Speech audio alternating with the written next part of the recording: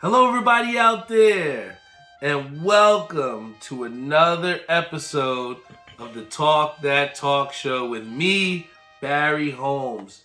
We are inching closer and closer to our 200th episode, and we are here tonight for our 192nd episode of the Talk That Talk Show. And I'm just super excited to come here with you guys on an eventful weekend in sports, and I really just enjoyed really just taking a step back and really just not doing too much of anything. I think my father had asked me when I came back, he said, hey, did you do anything this weekend? And honestly, for me, it was more about just getting a lot of rest.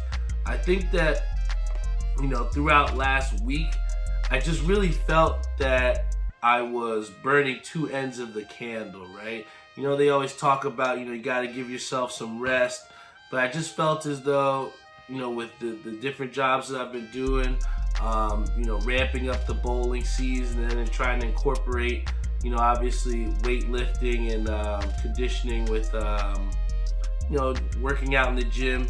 It's just been a lot as far as trying to put all of that into one. So really, I've just been super tired on the low, but obviously we've been trying to thug it out throughout the week. But I think it all just caught up to me this weekend where I just didn't really feel like doing much of anything but just watching some football, watching some college basketball and just relaxing a little bit. And I just feel rejuvenated here at the end of this weekend. And I'm just excited to be here with you all here on the Talk That Talk Show. I don't take for granted the time that I spend with you all. We have Ishabad Crane who says, yo, talk that talk, baby. It's that excitement that I get from people, no matter what day it is, no matter what time it is. That's what keeps me going. We got Omi the homie. I know he's really happy about his Bang Bang Niners gang. Reese seems to have heard the stage notes for today because he said, let's hear about that Cowboys loss. But that actually was why we had to, extend the recording of the show to a little bit later than usual. Because I had to see front row that Niners-Cowboys game, which I thought was going to be one of the biggest games of the week. But I do want to start off first with the fact that this NFL divisional round was filled with drama, filled with excitement and a lot of big things that happened in the season, man. It all culminated to this moment. And, I alluded to it last week as far as what was at stake for all the people that will be playing this weekend. And, I got to start off first and foremost with my Kansas City Chiefs getting a big-time dub over the Jacksonville Jaguars. And I know a lot of people said, hey, the Chiefs were supposed to win that game. But I saw a lot more from the Chiefs that really leads you to believe that they can beat the Bengals this year. One thing that I saw was that the Chiefs' defense, and I've alluded to it before, this defense has gotten so much better over these past couples, I would say this season or so, where you have a Chris Jones who is completely healthy. He's been doing a good job with that pass rush and getting the Chiefs in favorable defensive opportunities. You've seen the defense has been opportunistic even at the end of the game where they got the game-sealing interception on Trevor Lawrence.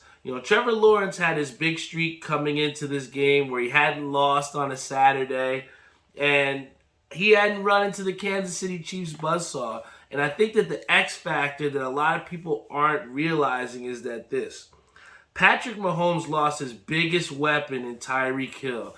And not to say that Tyreek didn't have a great season. He had over 1,000 yards over in Miami. But you would think that someone like a Patrick Mahomes who loses his top receiver wouldn't exactly have the same success moving forward. And what we've seen is he's thrown for over 5,000 yards and really just has this Kansas City Chiefs offense in motion, in swing. And I also got to give a big-time shout-out to Isaiah Pacheco because, when Clyde Edwards-Helaire got hurt, we needed someone that was going to step up. And what we saw was him and Jerick McKinnon have really taken on the load of this Kansas City Chiefs rushing attack. And when you have someone like Jerick McKinnon who can go out and create opportunities for you in the passing game, and then you have Isaiah Pacheco who just is a dog running up the middle, gives me that AFC Tony Pollard type vibes. But the Chiefs are going to be a team that's going to be very difficult to beat. And one thing that I was very happy to see was, Patrick Mahomes coming back from that high ankle injury. Last year, we saw something similar to that happen where Chad Henne had to come in and win a game.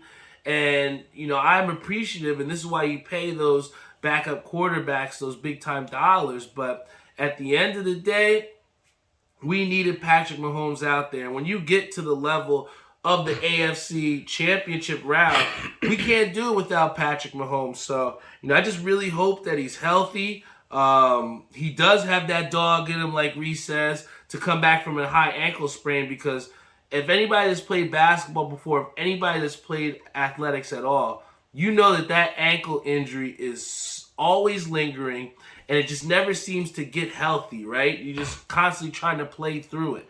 But what we saw is Patrick Mahomes was able to play through it. But, I am just worried, and the one thing that I'm worried about is his mobility. Because the Jacksonville Jaguars didn't really force him after that ankle sprain to really get out of the pocket and to make, big-time throws on the run. And the Cincinnati Bengals defense, what they showed us today is they had Josh Allen in all sorts, man. And I want to kind of talk about that game next, because that's who the Chiefs are going to have to play, is the Cincinnati Bengals. I know the Bengals have beaten us 3 times in a row. I mean, you look at that offense where they got Jamar Chase, you got a T. Higgins who could be a number 1 receiver on any team in the NFL. And you look at the Joe Mixon and Samaje Perine, who even when Mixon goes to the bench, Perine is still running it just as hard. The defense has really stepped up for them, and they seem to, like I said, have had Josh Allen in that AFC divisional game really just running for all types of sorts and couldn't really complete or get any rhythm with his receivers. And, when you get those different type of exotic looks, I think they showed it on the, I think it was CBS or whatever, where they were showing, the pressure looked like it was coming from this side, but really it was coming from that side. And from an experienced quarterback like Josh Allen to be flustered like that, it really shows what the defense built on from last year on stopping Patrick Mahomes, and then now doing it to the rest of the NFL to get back into that AFC Championship game. And the Bengals are no joke, guys. The Bengals are no joke. But I would rather have it no other way. It's almost like, when you almost in like the UFC, where that champion loses, but now somebody else gets the belt. It doesn't really feel right when you get that belt. You feel like you should have beat that person who was that top-notch guy. And I feel as though for the Chiefs to truly enable themselves to be a true contender, I need to see the Kansas City Chiefs beat the Bengals next week. And I know it's obviously saying, because if they lose, they're not going to advance.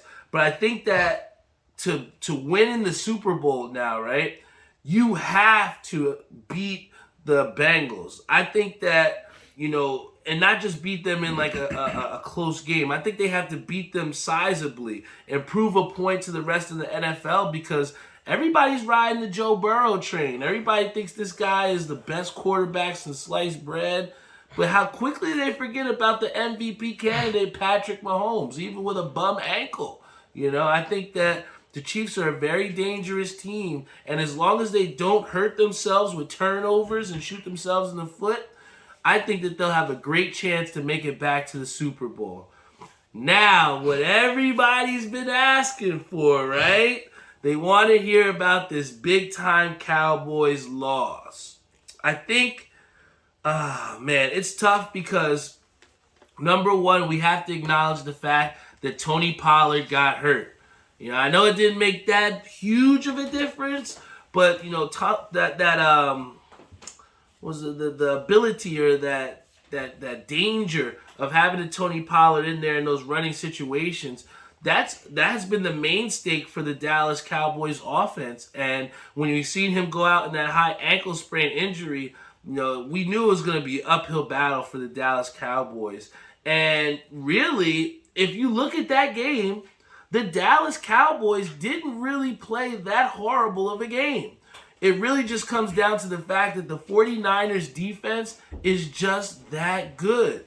It comes down to the fact that Brock Purdy happens to be the quarterback that really the 49ers have been looking for, right?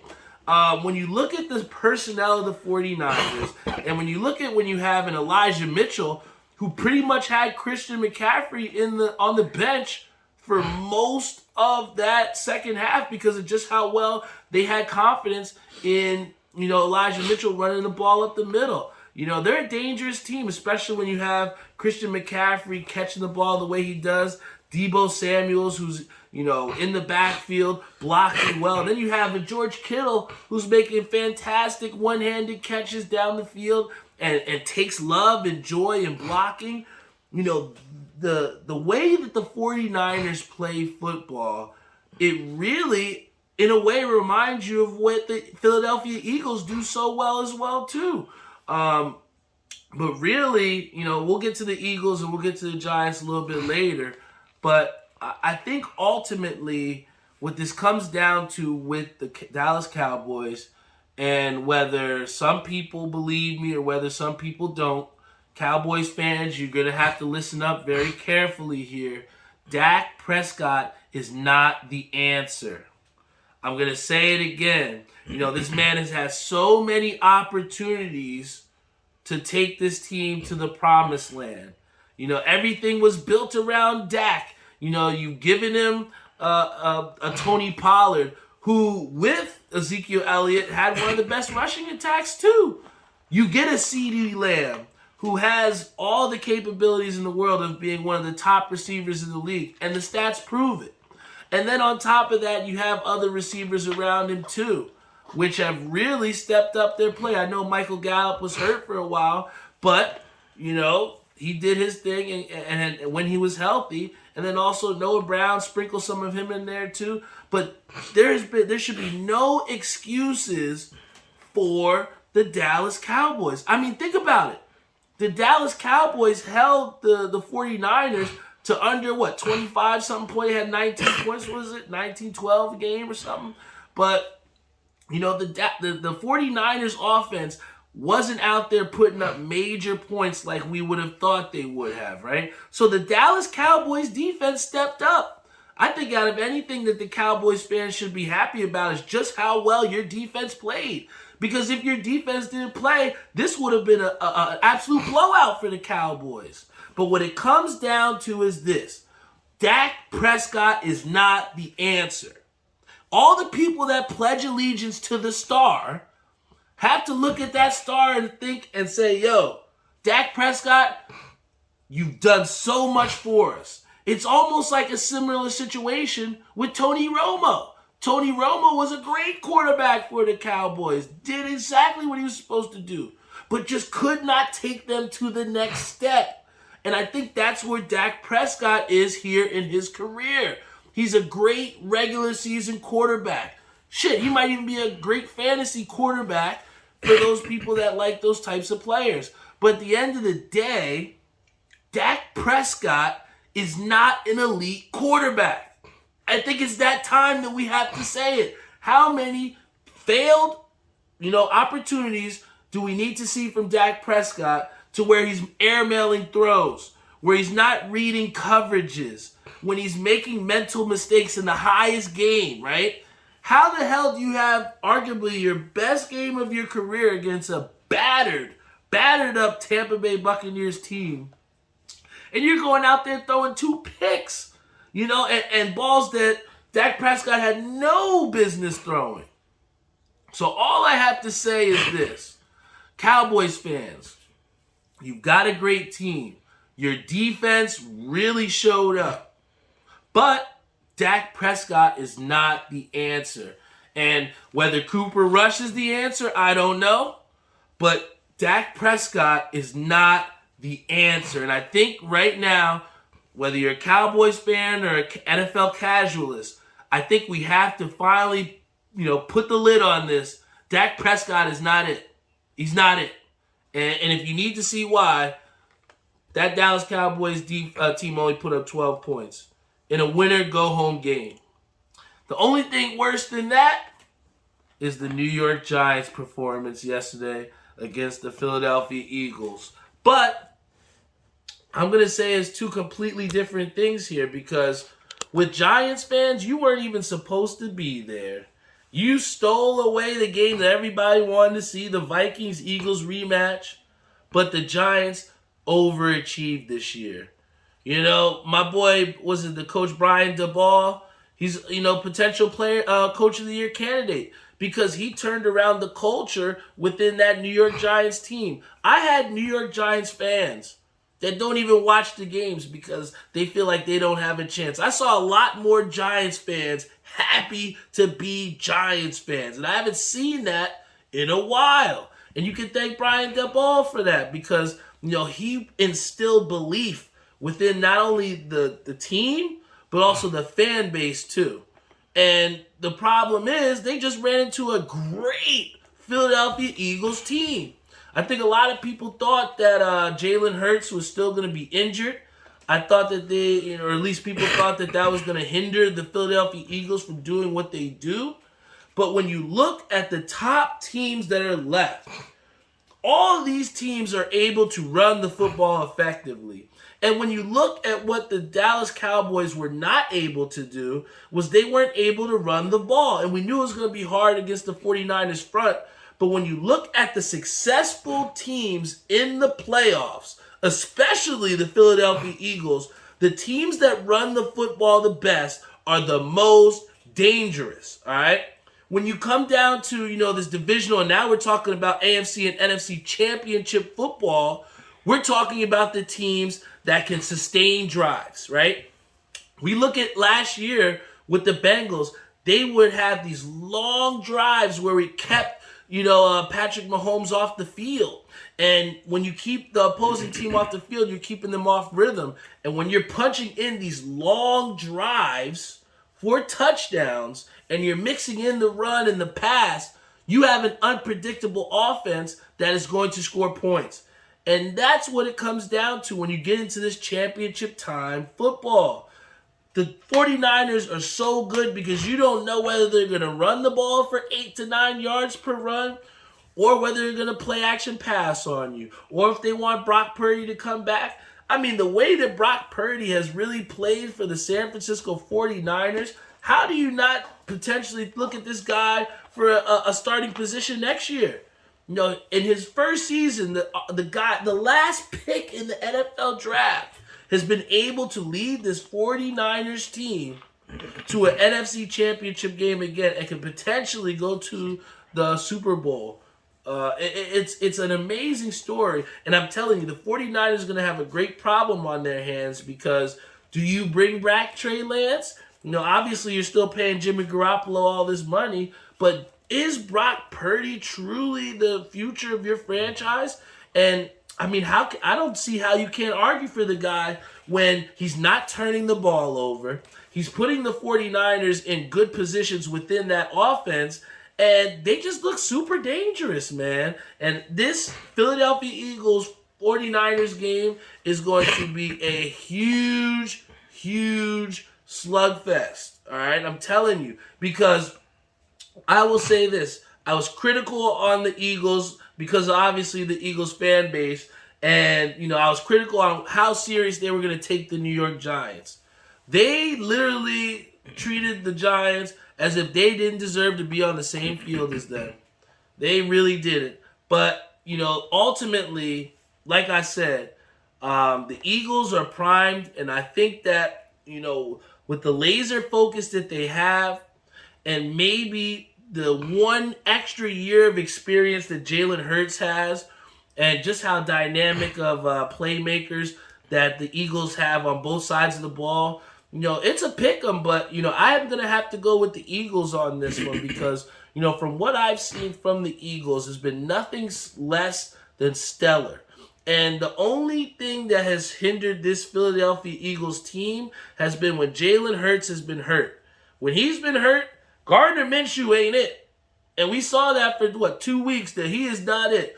If there's any chance that Jalen Hurts gets hurt in this NFC Championship game or in the Super Bowl, the Eagles have no chance. I'm telling you, because Gardner Minshew has had his chance to show us that he is a viable backup option.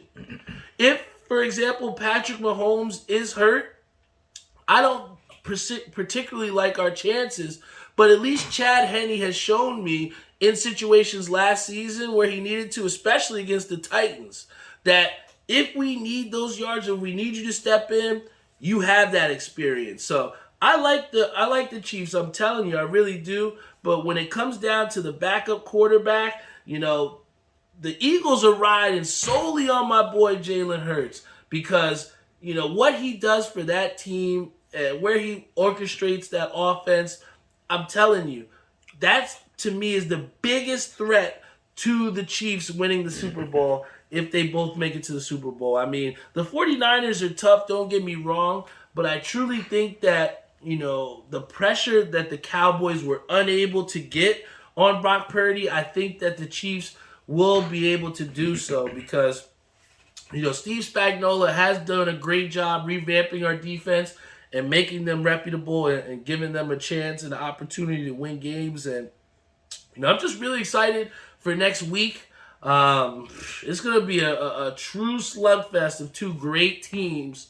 Four great teams, really, because we got the Bengals and the Chiefs. I'm going with my Chiefs. And then we got the Eagles, going up against a tough 49ers team. But, I think that, Giants fans especially, too, when we talk about whether Brock Purdy's the future and we talk about, Dak Prescott not being the future, I think the one thing that we do have to say to Giants fans is I am a believer of Daniel Jones.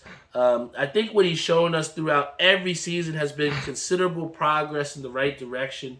And I think that this season we saw him really take a huge step in the rushing attack and really helping out the Giants running the football. And I think that if the Giants want to make themselves repeat playoff appearances and maybe getting themselves actually contending, the big thing that they're really going to have to improve on is their defense on the back end.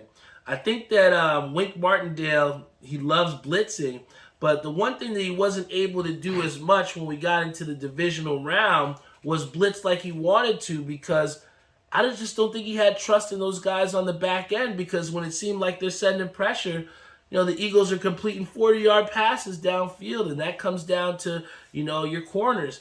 Dory Jackson had some great, looks and looked great in spots, but, as far as the security of that total cornerback and back end of the Giants defense, it needs some help. I think they did well. They did serviceable. But serviceable is not enough when it comes to winning a championship or when it comes to getting into those later rounds of the playoffs. And I just think ultimately, too, the Giants need to, I know they improved, a little bit, but the offensive line is still not where it needs to be because, again, I only look into the standard of these great teams that are left in the playoffs. And you look at the offensive line of the Bengals, it struggled because Joe Burrow did get hurt and did get hit a lot of the times at the beginning of the season, but they have improved and they've gotten better. And you've seen Joe Burrow, come out a lot cleaner and throwing for a lot more passes with a nice pocket around him. You look at the Chiefs, they've struggled a little bit with protecting Patrick Mahomes, but again, they've improved as well too. But when you look at the NFC side of things, those offensive lines are studs. The 49ers are constantly getting chunk yardage on every run.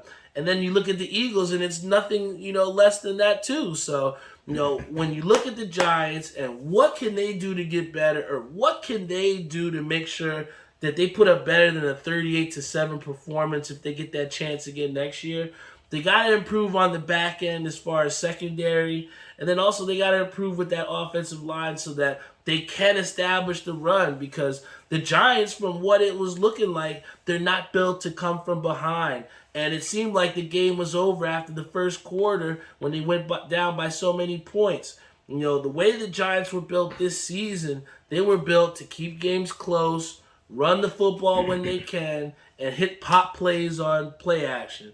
And when you're not running the football effectively, or when you're down and you don't have the personnel to get back up, it's going to be hard for you, man. And that's why the Giants just ran into a buzzsaw with the Eagles. But, this whole divisional round, it's been great to watch. We had to watch the Cowboys lose. I had to before I came on the air because, at the end of the day, this was the Cowboys' best chance to do something, right? Their personnel, they had the talent, but what we have saw here, again, I hate to reiterate it, but Dak Prescott could not elevate his play to get the Cowboys to the next round. And sadly, we just have to look at him and say, is Dak Prescott it? How many times do we have to give this guy before we see that he's just not the answer, man? Dak Prescott's not it. And, before I get off the air, I definitely want to talk about the New York Knicks just very briefly. I was disappointed with the way they lost on the road to the Toronto Raptors. I've been disappointed with the effort on the defensive end from the Knicks. And it just looks like over these past couple games, they've kind of strayed away from their identity of locking teams down. And then also, one of the things that's really, gotten under my skin a little bit, my boy Say said to me, he's like, yo, Barry, you got to stop going to Knicks games. Every time you go, they lose. And I thought about it. I'm like, damn, every time I go to see these Knicks at home, they lose. And I looked at their home record, and maybe it's me, or maybe it's just they can't win at home because they have one of the worst home records for a team that's in a potential playoff position, So when you have a team that's doing, so well, got one of the best top 5 records on the road in the NBA, but you can't win at home, it's very disappointing as a Knicks fan to see that. And, I will say another thing that I've been very disappointed with the Knicks has been the free throw shooting. When you have a guy in, Jalen Brunson, who tries to pride himself on being a leader and setting the example, and you got him constantly missing free throws, it's embarrassing. It's embarrassing. The Knicks are a good team. I like the personnel. I like the way they're playing hard. But, it just seems like for long stretches of time in that third quarter to fourth quarter, they just struggle with ball movement and then defending. When you look at some of these younger teams that don't have as much talent, they really get after it defensively, like the Thunder or a team, like the Hornets at times. These young teams that don't exactly have the talent, they just get after it defensively. And that's something that we saw from the Knicks during that 10, 11-game win streak earlier in the season. But we just haven't seen that fire and desire from the Knicks on the defensive end. So, I'm going to be seeing them in Boston on Friday. I'm really excited. Thursday, I'm really excited about that. I'm going to be seeing them hopefully get their first win against Brooklyn in Brooklyn on Saturday. So we got 2 big games that I'm looking to see the Knicks really pick up some big time wins. And I know they got a big task ahead of them trying to go into Boston and beat Boston. But it's really going to be these next 2 games to me are 2 games that you really have to have circled on the calendar because it's going to show us what can the Knicks do, what are the Knicks truly made of? Because Boston and the Nets are 2 of the top teams in the Eastern Conference. And if we want to be contenders or if we want to be any type of playoff success, we're going to have to meet one of those teams. So, this is a potential matchup that I'm looking to see what the Knicks are able to do. And got to give a shout out to my boy Eli Wells, who says, shout out to Barry in the gym with me. It really means the world when you see people like that hyping you up as well, too, because, I've enjoyed seeing Eli in there, and it's that mutual respect of, hey, nobody's telling us we have to be here, but we're here because we want to improve ourselves. And I just can't tell you how much, being in the gym has improved my mental health and just my physical output out at bowling, man. it's a good feeling that, also to have my girlfriend going with me too, having someone there to have that accountability. I think when you have goals and aspirations that you're trying to achieve, and those pertain to me with self-improvement, with going to the gym, there's a lot that rests on the self-accountability. For me, it's making that X on the calendar to say, hey, I worked out today. Because the results that we kind of want to see aren't exactly instantaneous. And because they're not, it becomes harder for people to sustain the effort and the work that it takes to get to that spot. But, for me, it's just been not looking and saying, hey, I'm looking shredded, or I'm looking like, an action figure or something. I'm just looking at the fact of self-accountability and saying, hey, I did what I was supposed to do. I said what I was going to do, and I did it. And I think that people underestimate just how good that feels to do something that you said you wanted to do. And for me to see Eli, someone that challenged our friend group and said, hey, I should see you guys in the gym at least 3 to 4 times a week. I took that shit serious, and, the fact that I see Eli in the gym, it means not only the world to me, but also to have someone in there pushing with me to give each other that accountability to say, hey, we in the gym working hard, we trying to get to where we need to go. So, big shout out to Eli for extending that challenge to all of us, and I love seeing you in the gym, brother, too, man. So, this is the Talk That Talk Show, episode 92, 192 is in the books. Don't forget the raffle that we have going on.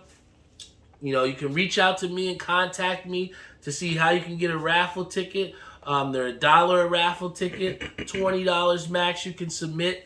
And the raffle is to see who will design the next Talk That Talk Show hoodie.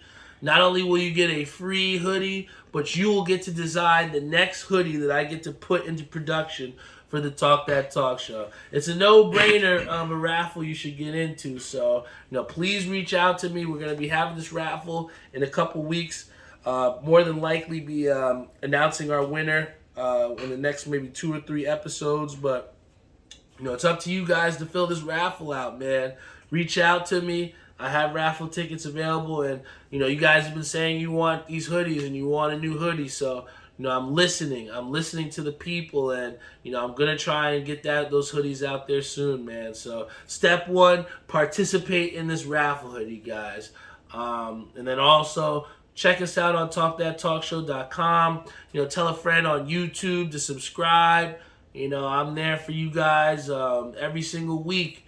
I know it's been a little bit of a transition going from our Friday night schedule to now going to a Sunday schedule. But that's what it takes for me to be able to be accountable to go to the gym.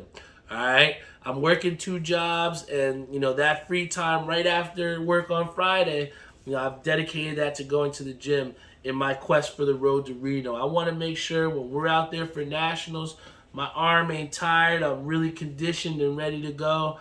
And like Hall of Fame Stacy says, give the bowling ball the business, So I'm working to make sure that's happening, and that accountability of going to the gym has led us to these Sunday episodes. So now I enjoy recording on Sundays. I enjoy seeing every single one of you and seeing some different faces now from recording on Sundays. But, this is the Talk That Talk Show. Episode 193 will be next week, and something that you can count on.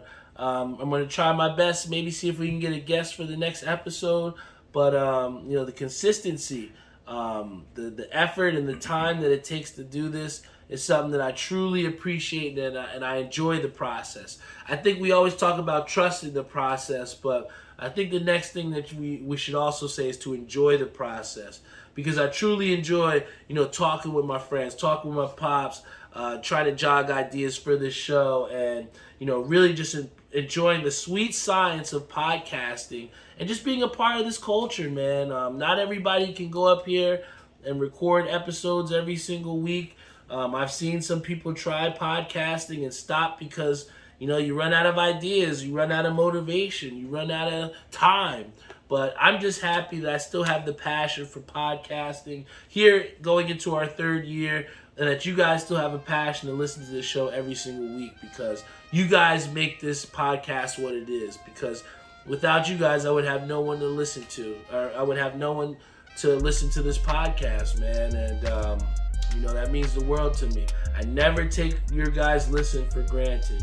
And on that note, I appreciate you all. I gotta get this edited out so we can have it uploaded to YouTube, and so I can get some rest for work tomorrow. But yo, if you're a Cowboys fan, grip that pillow tight. It's okay. There'll be another season next season. If you're a Giants fan, Daniel Dimes will be okay. He's going to get only better like he's done throughout his career. And Saquon. If you don't say, I'm telling you, and also Saquon Barkley, he's a bona fide stud, but, he needs some help. He needs some help.